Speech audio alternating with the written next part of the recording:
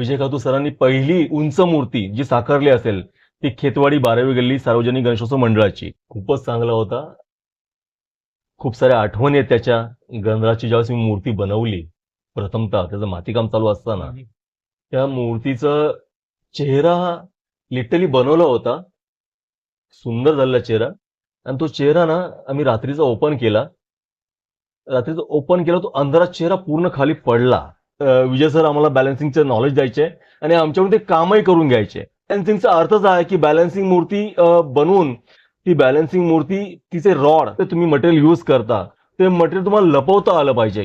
आणि त्याचा कन्सेप्ट असा की ते दिसताही कामा नये, तो रॉड हे दिसता कामा नये, त्यावरती आवरण तुमच्या पीओपीचे यायला पाहिजे. तर कुठेही रॉड दिसत नव्हता. त्याला म्हणतात बॅलन्सिंग. मुंबईमध्ये उंच मूर्त्यांचा क्रेज हा सुरुवात केला खेतवाडी 12वी गल्ली सार्वजनिक गणेशोत्सव मंडळाने. उंच मूर्ती म्हटल्यावरती मंडळाचं सगळ्याच गोष्टींनी मंडळ स्ट्रॉंग पाहिजे, मंडळाकडे तेवढी मुलंही पाहिजेत, मंडळाकडे तेवढा बॅकअपही पाहिजे आणि मोठी मूर्ती म्हटल्यावरती त्या मूर्तीचं विसर्जन होणं हे फार महत्वाचं असायचं. त्यामुळे असं ऐकलंय आम्ही की पुन्हा एकदा खेतवाडीचा गणराज तुम्ही बनवतायत. तर नमस्कार मंडळी, मी योगेश चेनवनकर गप्पाच्या दुसऱ्या पर्वामध्ये तुमचं स्वागत करत आहोत. जसं तुम्ही पहिल्या पर्वाला इतकं प्रेम दिलात तेवढंच प्रेम तुम्ही दुसऱ्या पर्वालाही द्याल.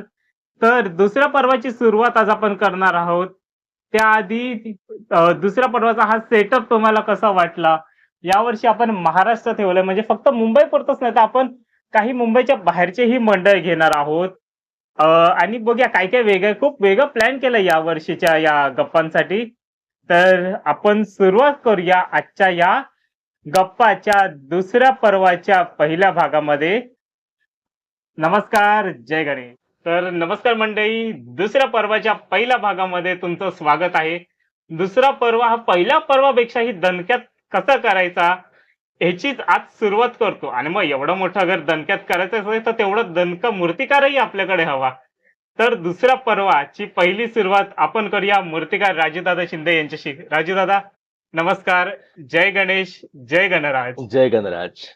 तर सगळ्यात पहिलं तर खूप काही जुने किस्से आणि काही यावर्षीचे नवीन धमाकेही आपल्याला इथे सांगायचेच आहेत. डेफिनेटली. तर आपण जशी यावर्षीची आमची थीमच आहे जुनं ते सोनं.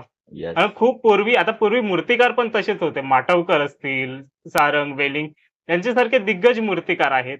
त्याच्यानंतर एक अलीकडे म्हणजे एक बोलतात ना, त्यांच्यानंतर तुमच्यासारखे मूर्तिकारही आले, जसं की खातू साहेब होते, तुम्ही होते, नंतर मनोहर बागवे यांच्यासारखे मूर्तिकार होते.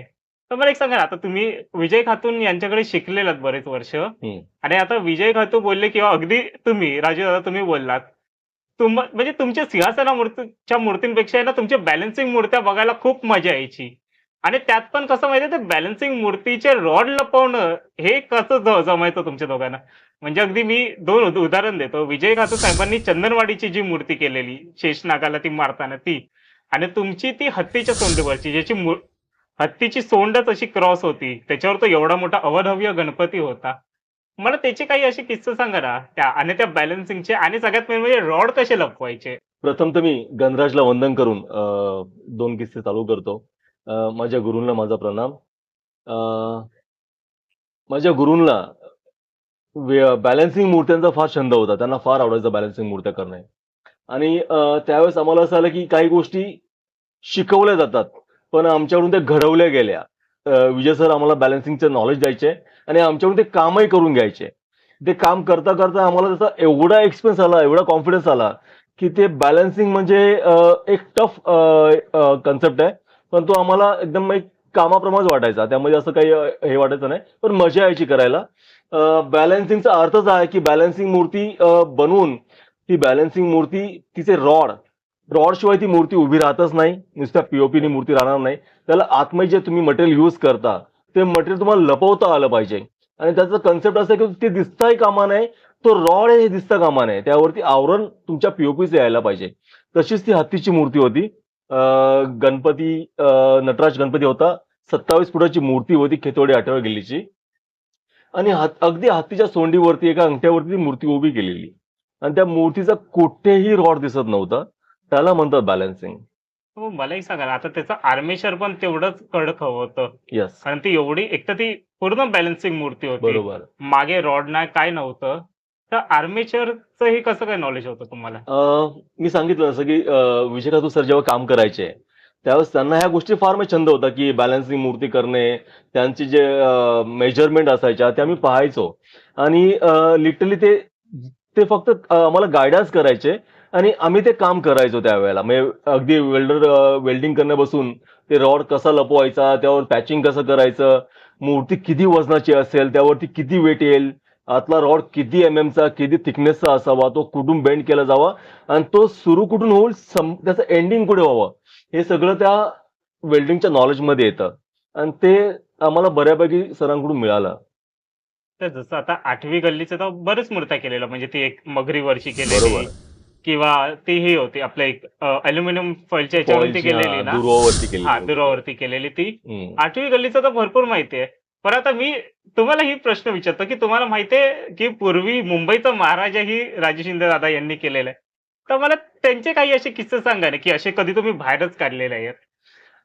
मी माझ्या आयुष्यातली सगळ्यात पहिली उंच मूर्ती बनवली ती मुंबईचा महाराजा 11वी गल्ली. 11वी गल्लीची मूर्ती करत असताना अं, जवळजवळ ती 25 फुटाची मूर्ती होती. स्वामीनारायणची मूर्ती केली होती आणि ती मूर्ती करत असतानाच मला थोडंसं मार्गदर्शन झालं, थोडंसं कॉन्टॅक्ट आले.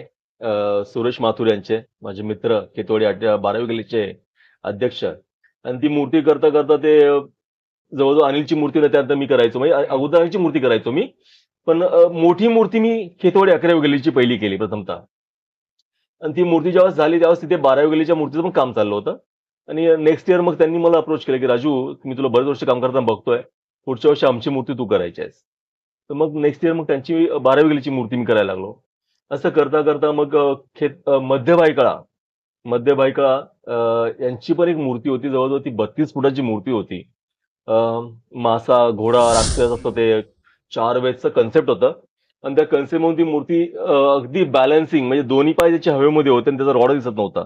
एवढी सुंदर ती 32 फुटाची मूर्ती होती आणि तिथून माझा प्रवास सुरू झाला. ह्या बॅलन्सिंग मूर्त्यांचं महत्वाचं की तुम्ही जी तुमची कला साकारता, ती कला अगदी भक्तांनी त्याचं चांगलं दर्शन घ्यावं आणि ती ज्यावेळेस विसर्जन निघते त्यावेळेस विसर्जन लोकांना ती मजा यावी आणि ती मूर्ती चौपाटीपर्यंत चौपाटी चांगली विसर्जन व्हावी. हा बॅलन्सिंगचा मेन अभ्यास आणि कन्सेप्ट आहे. मला एक आता जसं हे तुम्ही 2 मूर्त्या बोलला तसं ओम तांडवच्याही मूर्त्या केलेल्या. येस. म्हणजे अलीकडे म्हणजे थोड्या वर्ष आधी संतोष दादाकडूनच ती मूर्त्या असायच्या. पण त्याच्या आधी ओम तांडव बोलला तर भरपूर वेगवेगळ्या मूर्त्या असायच्या. येस. मला अशी तुमची सांगा ना, की त्यावेळी तुम्ही जी ओम तांडवची मूर्ती बनवलेली ते तुमची सगळ्यात रिस्की मूर्ती कुठली होती? म्हणजे याला सगळ्यात डिफिकल्ट जॉब होता ती करायला? ओम तांडवच्या जवळजवळ 4 ते 5 मूर्त्या मी बनवल्या. माझी खरी सुरुवात ओम तांडव बसूनच आहे. माझा म्हणजे श्री गणेशचा गणपती झाला तो ओम तांडव बसून. खेतवाडी 10वी गल्ली ओम तांडव चे अध्यक्ष अनिल कांबळे माझे खूप चांगले मित्र आहेत आणि त्यांच्यामुळेच मला त्यांची संधी मिळाली त्या मूर्तीची. ती मूर्ती त्या ज्या मूर्त्या मी बनवल्या त्या बॅलन्सिंग असं नाही म्हणता येणार, पण प्रत्येक मूर्तीमध्ये काहीतरी युनिक असायचं. त्यांचं हो. दरवर्षी कन्सेप्ट असं काहीतरी वेगळेपणा म्हणजे एखाद्या वेगळ्या रूपामध्ये गणपती साकार करायचा. आणि त्यावेळेस मी ओम तांडवची एक मूर्ती बनवलेली. ग्रीन गोल्ड तिला पेंट केलं होतं त्या मूर्तीला. मद्रासमध्ये एका टेम्पलमध्ये ती मूर्ती आहे. त्याचं नाव मला सांगता येणार नाही. पण त्या मूर्तीला त्या काळी सामना लोकसत्ताचं जे प्राइज असायचं ते सामनाचं प्राइज त्या मूर्तीला मिळालं होतं. फर्स्ट प्राइज त्या मूर्तीला मिळालं होतं. आणि एक पिंपळाच्या पानातली मूर्ती आहे. ती बॅलन्सिंग होती. बाळ गणपती होता. बाल गणपती होता. ती जवळजवळ 15 फुटाची मूर्ती होती ती. म्हणजे पिंपळाचं पान धरून 15 फूट होती. मूर्ती 10 फुटाची होती ती. पण ती अगदी ह्या अँगलला होती. हो, हो. पिंपळाच्या पानावर झोपलेला बालगणेश कृष्ण अवतारामध्ये ती बॅलन्सिंग मूर्ती होती. आणि तिचं टफ हे होतं की त्या पानाच्या सांगाडा जो उभा केलेला त्या सांगाड्याच्या आतमध्ये आम्हाला काम करायचं होतं. अगदी लिखायला पण त्या गोष्टीला आम्हाला त्रास झाला त्या मूर्तीला. त्याच्यानंतर एक खंबाटा पण केलेला. खंबाट्याबद्दल काहीतरी सांगा ना? खंबाटाल्यांच्या मी जवळजवळ 2 ते 3 मूर्त्या केल्या. हं. त्यांच्याही मूर्त्या केल्या, चांगल्या मूर्त्या आल्या. त्यावेळेस त्यांचं एक कन्सेप्ट असं वेगळं होतं की त्यावेळेस त्यांची उंच मूर्ती नसायची. त्यांचं काहीतरी असं अँटिक वगैरे असं असायचं. मी त्यांच्या 2-3 मूर्त्या केल्या. एक सिंहावरती होती अँटिक, थायलंडच्या मंदिरातली ती मूर्ती होती आणि एक झोपाळ्यातली मूर्ती. अशा एक 2-3 मूर्त्यांच्या मी केल्या. पण त्यावेळेस खेतवाडी 12वी गल्ली ही उंच मूर्तीसाठी फेमस होती. बरोबर. आणि इतर मूर्त्या ज्या होत्या त्या लहान असून पण आकर्षक असायच्या, काहीतरी हो. वेगळं असायचं, नाविन्य असायचं मूर्त्यांमध्ये त्या. असं त्या गल्ल्या त्यावेळेस फेमस होत्या. म्हणजे ठराविक गल्ल्या होत्या ज्यांच्या उंच मूर्ती असायच्या. बरोबर. बाकी गल्ल्या आपला देखावा, त्यांचे ट्रेक्सिंग चालायचे. म्हणजे लिटरली ते लोक ट्रेक्सिंग तयार करायचे. एखादी स्टोरी असेल 2 मिनिटाची म्हण, 5 मिनिटाची म्हण, ते काही स्टॅच्यूज लावायचे आणि लिटरली खंबाटालीमध्ये मला आठवतंय, की ती मुलं पण वेशभूषा करून तिथे 2-2 मिनिटाचा क्लिप आहे ना, तिथे ऍक्टिंग करायची आणि लिटरली मजा यायची ती पाहायला. आता मग त्याच्यानंतर आता सगळ्यात महत्वाचं हे येतं, की 12वी गल्लीचं. आता 12वी गल्लीचं पहिलं कसं होतं, की एकदम भव्य मूर्त्या भव्य मूर्ती असायच्या. असायची. येस. त्याच्यानंतर 2-1 वर्ष माझ्या मते विजय खातो साहेबांनी केलेली. त्याच्यानंतर बरोबर. तुमच्याकडे ती मूर्ती आली. येस. मग त्याच्यानंतर आता इतकं त्यांचं नाव हेच भव्य होतं. त्याच्यानंतर त्यांचे सेट भव्य झाले. मूर्ती ही नो डाऊट भव्य होती ती मूर्ती. तर मला ते सांगा ना, की 12वी गल्ली करणं हे किती वेगळं होतं? कारण त्यांच्याकडे काही वेळा त्या सेटनुसारही तुम्हाला काम करायला लागायचं. काही वेळेला आता जसं बोलले ना, आता ह्याच्या आधी दिग्गज मूर्तिकारही तिथे होते. खूप मस्त प्रश्न विचारलास तू. त्याचं उत्तर मी तुला नक्कीच मला द्यायला आवडेल तुला. मुंबईमध्ये उंच मूर्त्यांचा क्रेज हा सुरुवात केला खेतवाडी 12वी गल्ली सार्वजनिक गणेशोत्सव मंडळाने. पूर्वी विजय खातू सरांकडे मी काम करत असताना विजय खातू सरांनी पहिली उंच मूर्ती जी साकारली असेल ती खेतवाडी 12वी गल्ली सार्वजनिक गणेशोत्सव मंडळाची. त्यानंतर बरेच वर्ष त्यांनीच मूर्ती बनवली विजय सरांनी.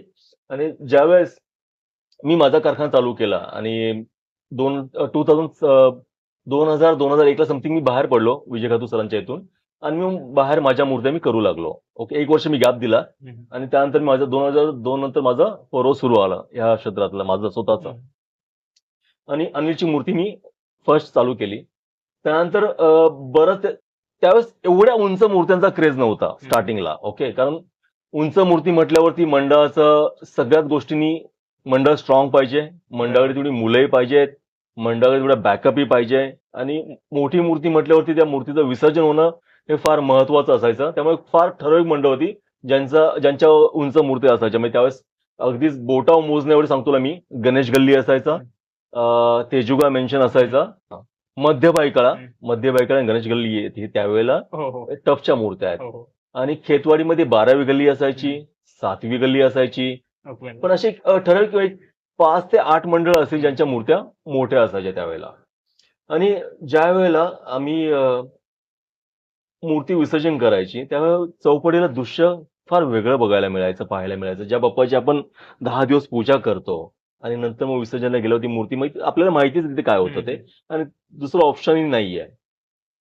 त्यावेळेस रणजित माथुर जे आहेत मंडळाचे अध्यक्ष, त्यांनी हे जे कन्सेप्ट आणलं होतं उंच मूर्त्यांचं, त्यांनीच हे कन्सेप्ट आणलं की राजू आता हे आपण कन्सेप्ट थोडं चेंज करूया, मूर्ती लहान करूया आणि देखावा मोठा करूया, जेणेकरून प्रत्येकाला मूर्तीचं दर्शन घ्यायला मिळेल, प्रॉपरली दर्शन घ्यायला मिळेल. आपल्या मनातली जी श्रद्धा असेल त्या मूर्तीला बोलू शकतो. अगदी त्या माणसाला भक्ताला इथून कोणी हलवणार पण नाही, असं माझं कन्सेप्ट आहे. लोकांनी यावं, दर्शन घ्यावं, आपली मनातली इच्छा बोलावी आणि तिथून अगदी मन स्वरूप दर्शन घेऊन तिथून बाहेर निघावं. हे त्यांनी कन्सेप्ट तयार केलं. त्या कन्सेप्ट तयार केल्यानंतर मग त्यांनी मूर्ती छोटी केली आणि खेतवाडी 12वी गल्लीने मूर्ती लहान केली, बाकीच्या गल्ल्यांनी मूर्ती वाढवली. तर दादा मला आता सांगा ना, की आता जसं आम्ही उत्सव बघितला नाही, तर आम्ही उत्सव हा जगलोच आहेत. तर आम्ही खूप वर्ष आधी कसं होतं माहितीये तिथे, आता एक साईडला तुमची मूर्ती होती, तुमच्याच बाजूला गानार साहेबांची मूर्ती होती, एका साईडला विजय खातू साहेबांची मूर्ती होती. तर बोलतात ना, असे दोन्ही साईडला असे हे दिग्गज मूर्तिकार. त्याच्यामध्ये मग तुम्हाला तुमची मूर्ती हायलाइट करणं हे कसं होतं? अं, कसं असतं माहितीये, ज्यावेळेस आपण क्रिकेटचं एक कोच असतात आणि ते कोच प्रत्येक मुलाला शिकवण्याआधी त्याचं एक ट्रेनिंग घेतात की हा काय करू शकतो, हा बॅटिंग करू शकतो, हा बॉलिंग करू शकतो का फिल्डिंग करू शकतो. तसंच ना विजय सरांनी हे बऱ्यापैकी ओळखलं होतं की हा मुलगा सगळं करू शकतो. प्रत्येकाला थोडं नॉलेज मिळतं, काहींना पेंटचं नॉलेज मिळतं, काहींना बॅलन्सिंगचं मिळतं, काहींना मूर्ती घडवायचं मिळतं, काहींना डायरेक्शनचं मिळतं. पण मी ते सगळं आयुष्य तू बोलल्याप्रमाणे की नुसतं पाहिलं नाही तर जगलोय. पेंटिंगही केलंय, मातीच्या मूर्त्या बनवल्यात, पीओपीच्या मूर्त्या बनवल्यात, वेल्डिंग पण केलंय, बॅलन्सिंग पण पाहिलंय. म्हणजे अष्टपैलू मूर्तिकार म्हटलं तर ते माझं नाव घ्यायचंय की हा मुलगा सगळं करू शकतो. आणि भालचंद वगैरे मूर्ती बनवायचे, सुंदर, नो डाऊट, खूप सुंदर मूर्ती. माझ्यापेक्षा सिनियर आर्टिस्ट होते, चांगले आर्टिस्ट होते, परंतु थोडंसं पेंटिंग मध्ये ते थोडंसं हे व्हायचे. आणि माझी मूर्ती म्हटली की अगदी ती विजय खातू सरांचीच मूर्ती, फक्त नाव मूर्तिकार राजू शिंदे खाली वेगळं लागायचं, पण त्या मूर्तीमध्ये पूर्ण भाव विजय खातू सरांचा पण असायचा. आता जसं तुम्ही पेंटिंगच बोलला ना, आता मी छायाचित्रकार आहे. तुमच्या मूर्तीला आम्हाला एक मजा काय यायची माहिती आहे, थोडी ती मॅट असायची ना, तर तिचं हे न व्हायचं, म्हणजे आता उन्हामध्ये आणि गेली ना तर ती एकदम अशी उजळून नाही यायची, मस्त फोटो यायचे. जसे आता गणराजचं मला आठवत आहे ना, 2018ला आगमन झालेलं, मस्त मूर्ती निघाली, काहीच हे नाही, संध्याकाळी निघाली, कलर चेंजेस होतात जसं सूर्याच्या प्रमाणे, दुपारी असली तर त्याचा रंग वेगळा असायचा, ती संध्याकाळी चिंचपोकीचा ब्रिज चढेपर्यंत तिचा रंग बोलतात नाही, सनलाईट प्रमाणे तिचा रंग हे व्हायचा. हा रंगाचा एक पण कुठून शिकलात? मी सगळं माझं जेवढे क्रेडिट आहे माझ्या गुरूंनाच देईल, कारण शिक्षा ही गुरुकडूनच मिळते. आणि कला दालन जे असतं ते आपल्या गुरुच देतो. आणि फक्त एवढंच की आपल्यामध्ये घेण्याची ती पात्रता हवी आहे. ओके, त्यांनी ते शिकवलं, पण त्यातून मी खूप साऱ्या गोष्टी इम्प्रुव्हमेंट केल्या. आणि काही गोष्टी आपल्या माझं थीम होतं की यार आपण मूर्ती पाहतो, ती मूर्ती चमकते. फोटो मध्ये बरेच फोटो त्यावेळेस पाहिले, त्यावेळेस आपल्या भारतमाला टॉकीज समोर एक फोटो स्टुडिओ होता, राजा मयेकरांच्या मुलाचा होता, भूषण मयेकर. भूषण दरवर्षी ते फोटो, सगळ्या गणपतींचे फोटो काढून तो असे बाहेर लावायचा पासपोर्ट साईज, लोकांना तिथे घ्यायला यायचे. आणि मीही त्या फोटोचं फार खूप जास्त कलेक्शन माझ्याकडे पण आहे. मी ते फोटो जमा करायचो, पण त्यात बघायचं कुठेतरी मूर्ती शाईन मारते, म्हणजे मेन जो पार्ट आहे ना, जे त्याचा तो ब्राईट व्हायचा. तर माझं कन्सेप्ट होतं की मूर्ती मॅट केली ना की त्याचा फोटो खूप चांगला आहे. आणि ते माझं कन्सेप्ट होतं, मग ते कन्सेप्ट सक्सेस झालं. मॅटमध्ये ती मूर्ती मंडपातही अगदी प्राण असल्यासारखी वाटते आणि तुमची फोटोग्राफी खूप सुंदर होते. आणि बाहेर आल्यावर तर नो डाऊट आणखीच उजळून येते, म्हणजे चमकणं, म्हणजे नुसतं चमकणारा हिरा नसतो, प्रत्येक चमकणारा हिरा नसतो, काही मॅट पण गोष्टी असतात ना, त्याही खूप उजळून येतात. आता जसं एक बोलतात ना, आता जसं आम्ही मगाशी बोललो की बॅलन्सिंग म्हणजे राजू शिंदे हे असं आहे, पण तसंच अजून एक पण आम्ही बोलतो की खेतवाडीचा गणराज मूर्तिकार राजू शिंदे, हे समीकरण होतं पूर्वी. तर मला ते सांगा ना की हे संतोष दादांच्या आधीचा तुमचा तो अख्खा प्रवास कसा होता गणराजाचा? गणराज हे माझ्यासाठी म्हणजे प्रवास खूपच चांगला होता. खूप साऱ्या आठवणी आहेत त्याच्या. गणराजची ज्यावेळेस मी मूर्ती बनवली प्रथमतः, त्याचं मातीकाम चालू असताना, त्या मूर्तीचा चेहरा लिटरली बनवला होता, सुंदर झालेला चेहरा. आणि तो चेहरा ना आम्ही रात्रीचा ओपन केला, तो अंधारात चेहरा पूर्ण खाली पडला. ओके, आणि मला फार दुःख आलं, बोल एवढं मी मेहनत करून चेहरा बनवलाय, अरे आता हा खाली पडला. तर आम्ही तसंच माती उचलली आणि त्या ठिकाणी चेहरा मातीत ठेवली फक्त, आणि त्याला 2 खिळे मारले फक्त. उद्या बोलू आल्यावरती परत मूर्तीचा चेहरा काम कर, कारण तो चेहरा फायनल झाला होता, कम्प्लिटली फायनल झाला. आणि मंडळाचे अध्यक्ष रणजित माथुर त्यांनी तो चेहरा ओके पण केला की राजू हा चेहरा सुंदर झालाय. मी रात्रभर टेन्शन मध्ये होतो की अरे बोलू चेहरा पडला, आता मला चेहऱ्याचं परत काम करायला लागेल. आणि प्रत्येक गोष्ट कशी असते माहितीये, एखादी गोष्ट घडून जाते, बाप्पा आपला स्वतःला बनवून घेतो आमच्याकडून, बनवणारे आम्ही कोण नाहीये, तो स्वतःला आमच्याकडून घडून घेतो.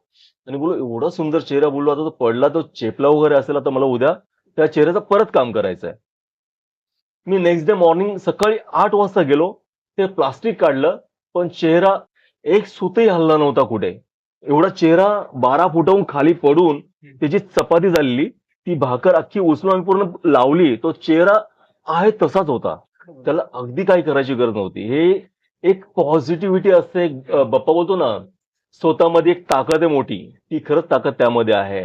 आणि त्या दिवशी माझ्या अंगावर शहारे आले की बोलू यार, ह्या मूर्तीचा काल बोलू हा चेहरा पडला, यात किती काम यायला पाहिजे.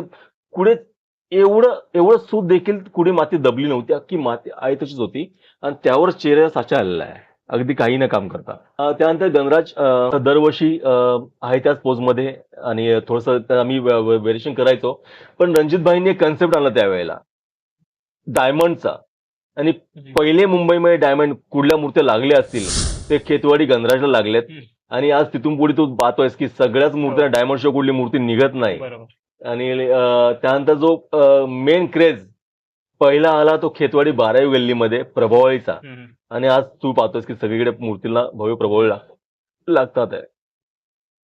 पण आता जसं मग तो हे होतं 12वी गल्ली, नो डाऊट मस्त होतं, खूप काय काय सुरुवात झाली. आता जसं मला आठवतंय ना 2 वर्ष आधी आम्ही लहानांचाही हे घेतलेलं इंटरव्ह्यू घेतलेला. त्याच्यामध्ये ते पण बोलले, की तो गणराजचा जो लोगो असा काहीतरी गणपतीमध्ये लोगो, हा हा पण तिथूनच सुरुवात झाला. बरेच काही गोष्टी हे त्या मंडळाकडून आल्या आहेत.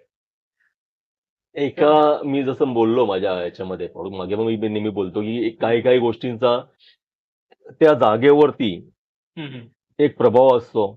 त्या नावामध्ये एक नाविन्य असतं आणि भक्तांची जिथे भक्ती जास्त अटूट असते तिथे देवही उभा राहतो. आणि लिटरली ह्या गोष्टी घडवून आणल्यासारख्या आहेत अगदी. प्रकाश लहानेला मग त्या गोष्टी अनुभव आहे, मलाही त्या गोष्टीचा अनुभव आहे. आणि आज आपण पाहतोच आहे की मूर्ती किती हो. प्रसिद्ध आहे ती. पण मला एक सांगा ना, की आता ही अशीच मूर्ती ही कन्सेप्ट कोणाची होती? तुमची होती की मंडळाची होती? हे दोघांची कन्सेप्ट होती आमच्या. मंडळाचे अध्यक्ष रणजित माथुर आणि त्यांचे भाऊ सुरेश माथुर हे माझे खूप चांगले मित्र आहेत.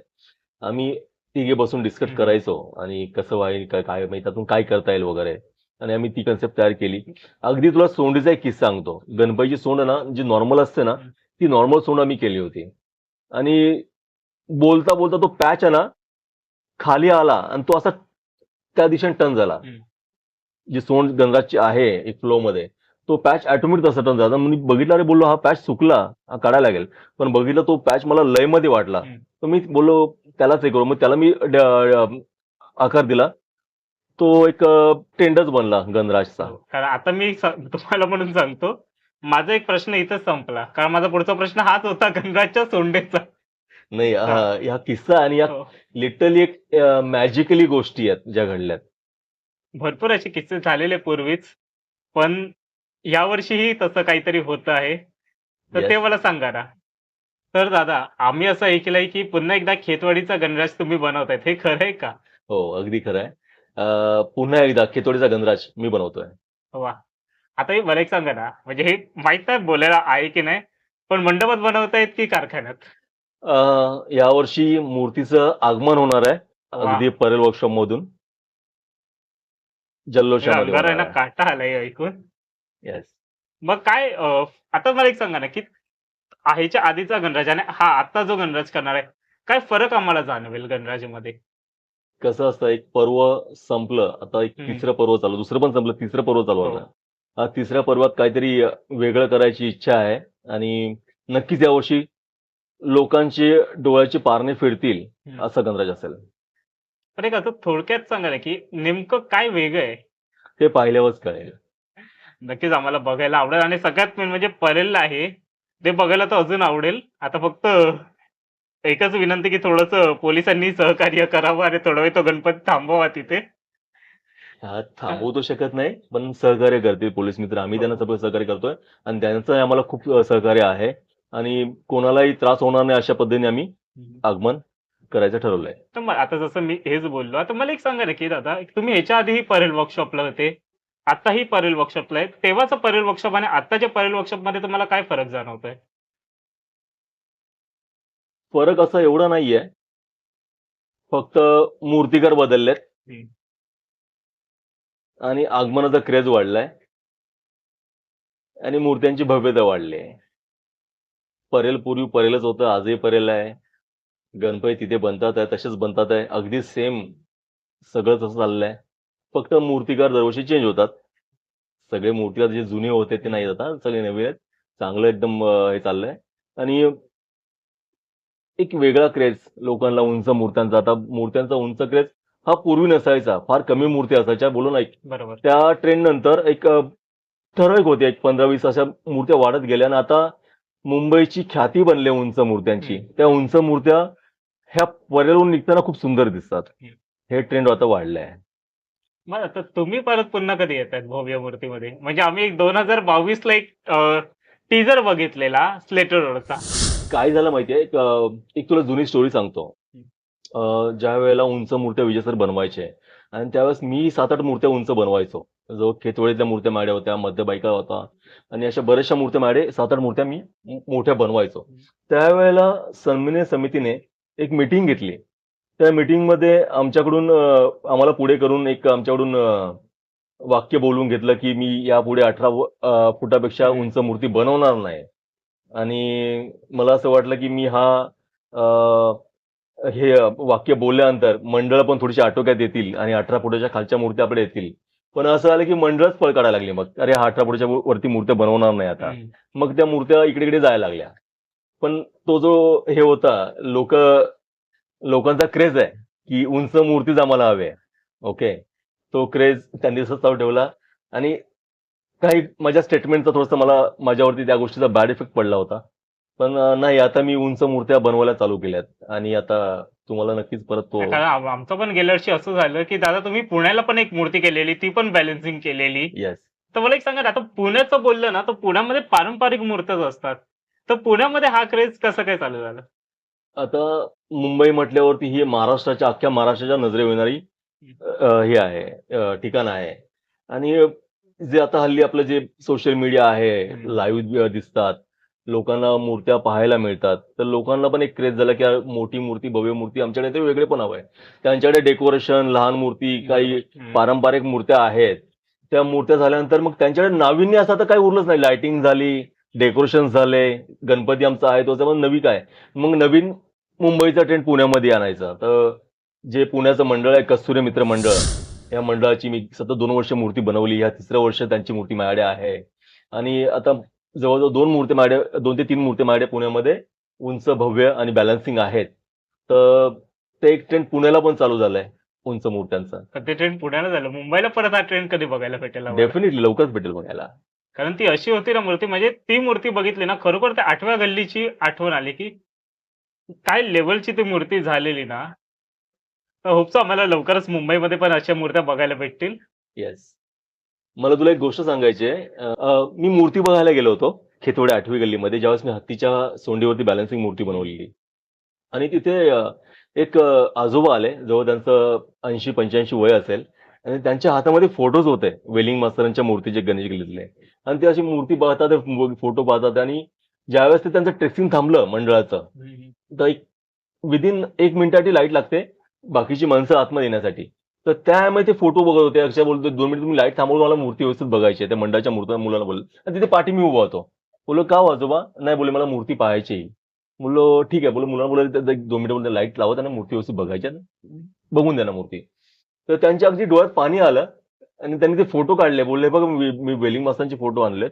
मला अगदी वेलिंग मास्तरांची आठवण आली. एवढी सुंदर ती मूर्ती आली आणि लिटरली त्यावेळी माझं मन भारावून गेलं तिथे, की कोणतरी कोणाशी कंपॅरिझन करताय आणि आपल्या मूर्तीचं कोणाशी कंपॅरिझन करताय. हे याच्यापेक्षा जास्त आपल्याकडे असं काय बोलतात ना, की अवॉर्ड दुसरं काही नाहीये. कोणाला मूर्ती आवडली, कोणाचं मन भावूक झालं पाहून मूर्ती, यात आपण सगळं जिंकलं. हो. मला एक सांगा ना, मग आता वेलिंग मास्तरांनीही बॅलन्सिंग मूर्त्या केलेला आणि त्यावेळेला आता गणेश गल्लीचंच उदाहरण घेतलं, ते तर डायरेक्ट जॉब मधलंच होतं सगळं. बरोबर. आता तुमच्याकडूनच एक शिकण्यासारखं हे असेल, तर ज्यावेळेला आपण डायरेक्ट जॉबमध्ये कुठली मूर्ती करतो ॲज कम्पेअर टू एक आपण स्ट्रक्चर बनवून त्याची डाय मारून हे करतो. दोन्हीमध्ये काय डिफरन्स असतो? दोन्हीमध्ये डिफरन्स फार जमीन आसमानचा डिफरन्स आहे. माती ज्यावेळेस मूर्ती बनवतो, त्यावेळेस ते क्ले वर्क असतं. ते अगदी अंगठ्याने हलल अशी माती नरम असते. आणि तू हवं ते त्यात साकारू शकतोस. तुला काय हवं असेल तर फक्त अंगठ्यात तुला बुजवायचं आहे आणि परत हवं तर तुला बनवायचं आहे. पण पी मध्ये तुझा एक स्ट्रोक हा लास्ट स्ट्रोक असतो. ते पी सुकल्यानंतर मग तुला ते पी तोडायचं जर तुझा स्ट्रोक बरोबर झाला नाही तर. तुझा तो स्ट्रोक लागला की त्यावरती तुझा आकार झटकन देता आला पाहिजे आणि तो प्रॉपरली यायला पाहिजे. आणि पी आणि माती या दोघांमध्ये डिफरंट जमीन आसमान डिफरंट आहे. मातीची मूर्ती एकदा बनवली की ती साचा बनतो आणि त्यातून हवे तेवढ्या मूर्ती आपल्याला कास्टिंग करता येतात. पण पी मूर्ती बनवायलाच फार वेळ लागतो. कारण त्याचं पहिल्यांदा स्केच काढावं लागतं, त्याचा ग्राफ पाडावा लागतो, त्याचा स्केल घेऊन त्याचा सांगाडा बनतो. त्या सांगाड्यावरती परत त्याला वेल्डिंग करून सांगाड्याला प्रॉपर स्केलमध्ये त्यावरती गवताचा भात लागून त्यावरती पी पॅच आणि नंतर त्यावरती आकार, या खूप साऱ्या प्रोसेसमधून आपल्याला जावं लागतं आणि त्या प्रॉपरली व्हाव्या लागतात. कारण त्याचंही बॅलन्सिंगशी खूप गहरं नातं आहे डायरेक्ट मूर्तीचं. कारण त्यावरती जे वजन वाढणार आहे ते तुला माहिती असलं पाहिजे, त्यावरती वजन किती वाढणार त्या मूर्तीवरती आणि ती मूर्ती त्यातून साकार होते. मग त्या गोष्टीचं नॉलेज असणं फार गरजेचं आहे. नाही, मग आता काही-काही नवीन पण मूर्तिकार असतात, जे पहिल्याच वर्षी असं बॅलन्सिंग करायला जातात. तर त्यांना तुम्ही काय सांगाल? मी हेच सांगेल की तुम्ही पहिले त्याचं नॉलेज घ्या. कारण तुम्ही नुसती मूर्ती जागेवरती बनवाल, पण ती मूर्ती चौपाटीपर्यंत व्यवस्थित व्यवस्थित विसर्जन झाली पाहिजे. ह्या गोष्टीचंही नॉलेज तुम्हाला असलं पाहिजे की ती मूर्ती चौपाटीपर्यंत अगदी व्यवस्थित सुखरूप जाईल, कोणालाही विजा न होता. मूर्ती ही अगदी आपल्या कुठल्याही आपल्या हिंदू संस्कृतीला गालबोट न लागता मूर्ती व्यवस्थित विसर्जन होईल. हे नॉलेज त्यांना असेल तर त्यांनी नक्की मूर्ती बनवावी. थोडासा त्याचा अनुभव घ्यावा आणि बनवा. खूप चांगलं आहे. कारण आता जसं मी मोठे मूर्त्या बोलवतो, तर मोठे मूर्त्या सुद्धा आहे. मला दादा आठवतंय ना, एकदा चिंचपोकीच्याच कारखान्यात मी बघितलेलं. एक लहान मूर्ती पण होती. मागे असा शेषनाग होता आणि त्याच्यावरती मूर्ती होती.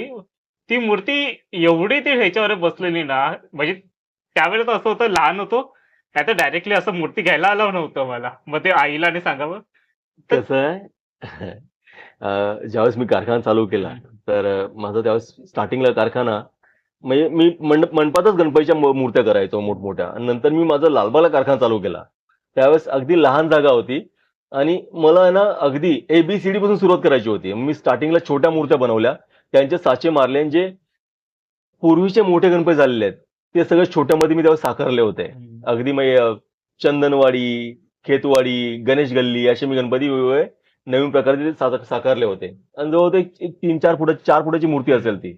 पण खूप सुंदर सुंदर अशी मी त्यावेळेस बॅलन्सिंगचे जॉब केलेले आहे. आणि तिथूनच काही गोष्टी आहेत ना शिकायला मिळाल्या.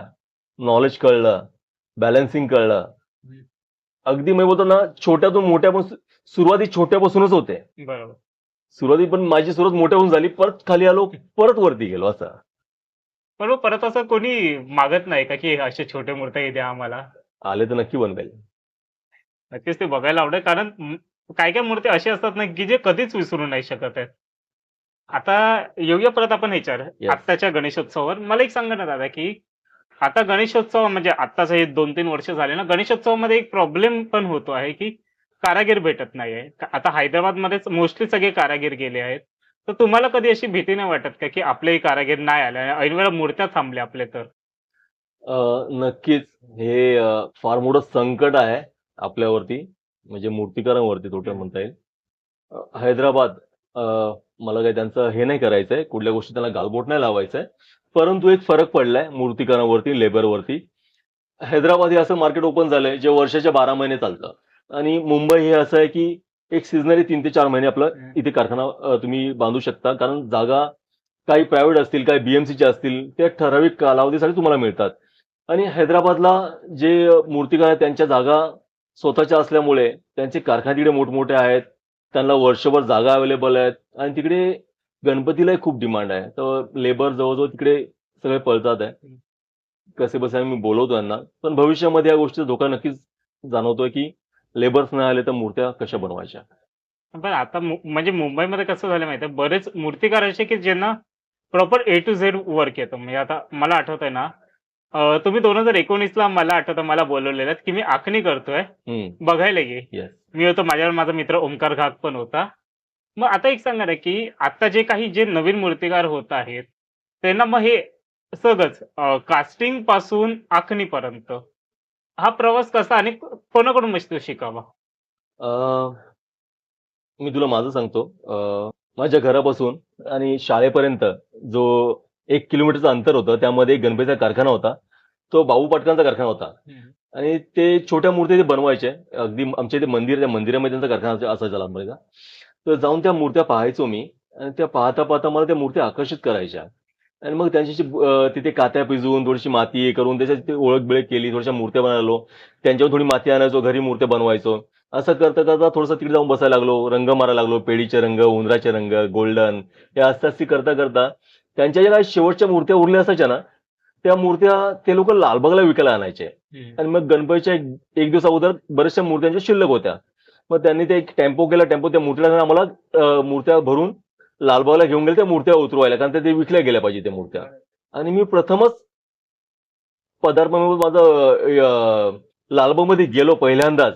म्हणजे घर आणि शाळा सोडल्यानंतर मी जर कुठे गेलो असतो तर त्यांच्याबरोबर लालबागला गेलो. लालबागला गेलं तर मी हे कारखाने पाहिले. विजय गावतो सरांचा कारखाना पाहिला.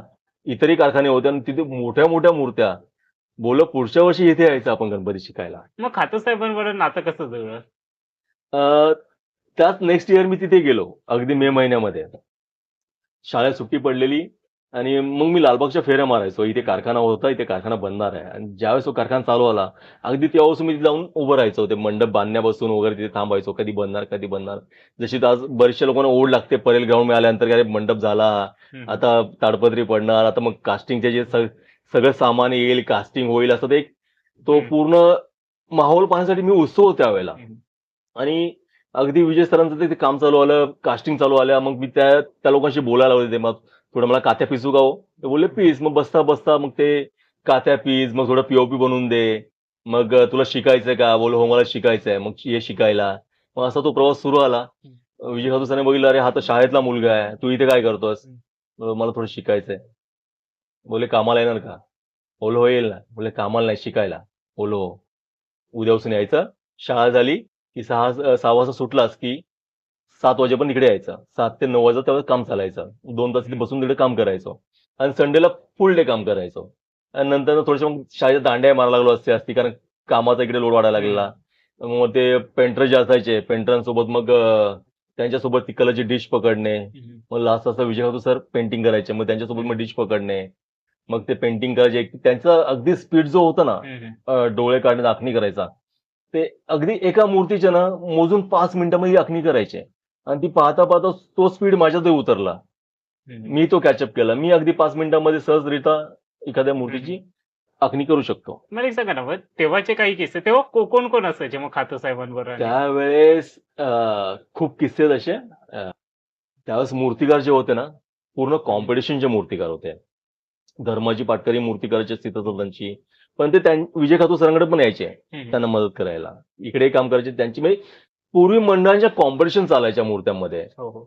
रमेश रावले होते, अण्णा सुर्वे होते, पोहेकरही होते. खूप मूर्तिकार होते की म्हणजे जुने त्यांची नावं गेलो. राजन झाड आहेत, बागवे आहेत, असे खूप सारे मूर्तिकार. त्यावेळेस मजा यायची काम करायला. प्रत्येकाचं कामाचं एक वेगळं लेवल होतं. आता जवळजवळ झालं की लोक एकमेकाला म्हणजे जास्त सरांनाच फॉलो करतात. त्यामुळे तेच ट्रेंड सगळ्यांना उतरला. मग पूर्वी आहे ना, तो प्रत्येकाचा ट्रेंड वेगळा होता. बरोबर. सारंगांचा ट्रेंड वेगळा होता, पाटकांचा वेगळा होता, रावलेंचा वेगळा होता, सुर्वेंचा. मूर्ती पाहिल्यावर कळायचं की अरे ही मूर्ती यांची. ह्या मूर्तिकाराची आहे. पण आता जवळ झालं सगळे विजय खातू सरांनाच फॉलो करतात. पेंटिंगही त्याच लेवलचं असतं, आखणी त्याच लेवलची असते. मग ते आता हल्ली मूर्त्या पाहिल्यावर तो मूर्तिकार कोण आहे हे ओळखताना आता फार मला मुश्किल आठवतं ना, होतं. आता गेल्या वर्षी मी बागवे काकांचा जो पॉडकास्ट घेतलेला ना, त्याच्यामध्येही तेच बोललेलो. आता जसं बागवे काकांचा एक वेगळाच चेहरा होता, राजन झाडचा खूपच वेगळा चेहरा आहे. बरोबर त्याच्यानंतर काशीनाथ माटवकर होते, ह्यांचा एक बरोबर वेगळा चेहरा बरोबर होता. बरोबर. त्याच्यानंतर बरेच असे वेगवेगळे मूर्तिकार, वेगवेगळे चेहरे, वेगवेगळे गणपती बाप्पा असं होतं. आता जसं तुम्हीच बोललात की हा तो फरकच जाणवतोय की हा कोणाचा. आणि आता सगळ्यांना ते तसं झालं की एक जो सिग्नेचर फेस आहे हाच आम्हाला करायचा आहे. पण आता खातू साहेबांचं पण बोललो, त्यांनी पण त्या चेहऱ्यावर पण खूप एक्सपेरिमेंट केलेले. म्हणजे अगदीच त्यावेळेला तोच 12 फूट चंदनवाडीला वेगळा असायचा, चिंतामणीला वेगळा असायचा. सरांचं एक वैशिष्ट्य होतं, त्यांना चेहऱ्यामधले आराखडे खूप चांगले करायचे. हो. आणि त्यावेळेस ना प्रत्येक चेहऱ्यामध्ये ठेवून एक वेगळी असायची. म्हणजे जर चेहऱ्याचा साचा जरी एक असेल तरी त्यामधला गोडवा लगेच वेगळा असायचा. म्हणजे चिंतामणीला वापरताना त्याचं जे चेहऱ्याचं स्माइलिंग आणि चंदनवाडी वापरताना ते चेहऱ्यामधली ती जी हलकी नजर ही थोडीशी वेगळीच ठेवायची. ते सौम्यपणा होता तो वेगळे ठेवायचे. त्या चेहऱ्यामध्ये ना प्रत्येक गणपतीच्या चेहऱ्यामध्ये नाविन्य असायचं. त्यांचं पेंटिंग वेगळं असायचं. त्यांची थोडीसं एक झलक वेगळी आहे. ना हा एकच साचा आहे, पण हा चिंतामणी आहे आणि हा चंदनवाडी आहे. ओके, साचा एकच आहे, पण त्यामध्ये एक त्यांचं पेंटिंगचं डिफरंट वेगळं असायचं. त्यांच्या डोळ्याची ठेवण वेगळी असायची, डोळ्याचं पेंटिंग वेगळं असायचं. आणि हल्ली पाहतो ना, तर हल्ली आता काय आलंय, खरा आर्टिस्ट हा थोडासा शांतवलाय. शांतवल्यामुळे त्याला शांत केलं गेलंय, कारण आता मशिनरी आल्यात. लोक अगदी फोटो काढतात, मशिनी टाकतात, ती मशीन तुम्हाला हवी तशी मूर्ती बनवून देते आणि मग त्या मूर्त्या सगळ्या सेम वाटतात. तर आता जसं तुम्हीही बोललात, मग माझंही तसंच आहे की फक्त तो साचा भेटून फायदा नाही, त्याचा कलर पण तेवढाच हे असतो. याचं जसं खातू साहेबांचं होतं की पेंटिंग मध्येच फक्त तो चेहरा किंवा तो साचा भेटून हे नाहीये, ती पेंटिंग पण तशीच व्हायला हवी.